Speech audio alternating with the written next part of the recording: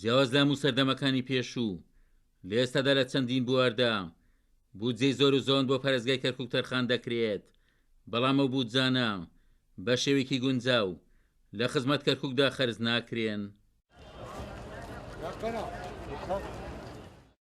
وەک چاودێران ئاماژەی پێدەکەن، ئیداری ئێستای کەرکووک بەویستی خۆی بودجە بۆ پرۆژەکان دادەنێت و ئەنجومەنی پەرستگاکەش ڕۆڵی چاودێری خۆی نابینێت.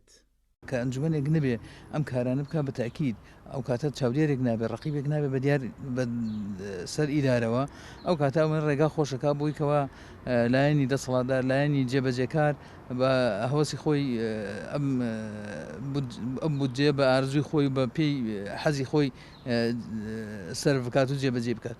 کە لایەن کە ئەنجومەنێکمان هەبوو ئەنجومەنەکە شەلل بوو، نەیتوانی کۆبنەوەی بکات، نەیتوانی دانیشێ، نەیتوانی ئەو لە ماوەی ساڵومەکە نەیتوانێت تەنانەت یەک کۆبنەوە بکات. ئەندامەکانیان هەمووی مەعاشی خۆیان هەیە، هەمووی ئیمتیازاتی خۆیان هەیە، یعنی بەداخەوە خۆیان ئەندامەکان ئەبێ خۆیان چالاک بن بە دواتچوونی پرۆژەکان بکەن، ئەو پارانە لە چۆ سەرفەکرێ، ئایا بەڕاستی پرۆژەکانەکرێ بەرەو چۆچێت، خەڵک ئیسفادەی لێ کردویانە.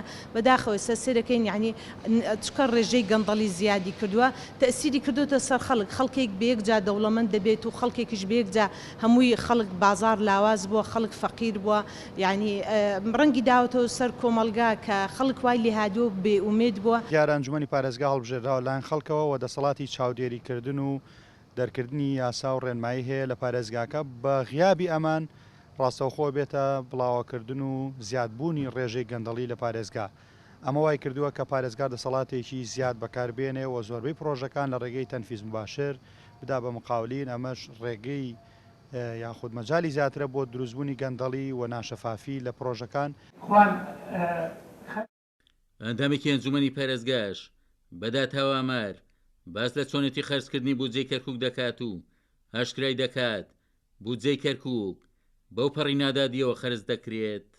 168 مشروع بترودولار 168 ئەم ڕقەمە بنووسن 168 مشروع بترودولار 57 تنفيذ مباشرة 483 مشروع تنمية أقاليم 456 مشروع 296 مشروع تنفيذ مباشرة، يعني ل 162 مشاريع تنفيذ مباشرة. تنفيذ مباشر شيء 200 مليون وكم، نا مراقبة هي، نا مناقصة هي، نا إعلام هي، هيك كاكا وراء مقاول أود مشروع بو 5 مشروع بو أو 20 مشروع بو أو نا مراقبة هي، نا مناقصة هي، نا إعلام هي.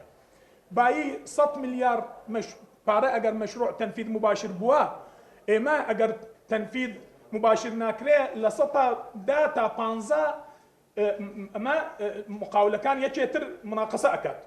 باقي تقريبا 15 مليار إما أجريته أبو مجلس جارية المشاريع تازعي كان بتنفيذ مباشر أو 15 ملياريش الرولة قليا نيه تنفيذ مباشر يعني فساد.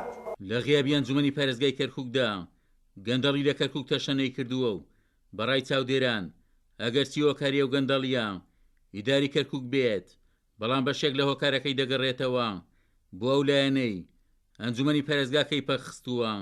عومەر غەریب، کورسات نیوز، کەرکووک.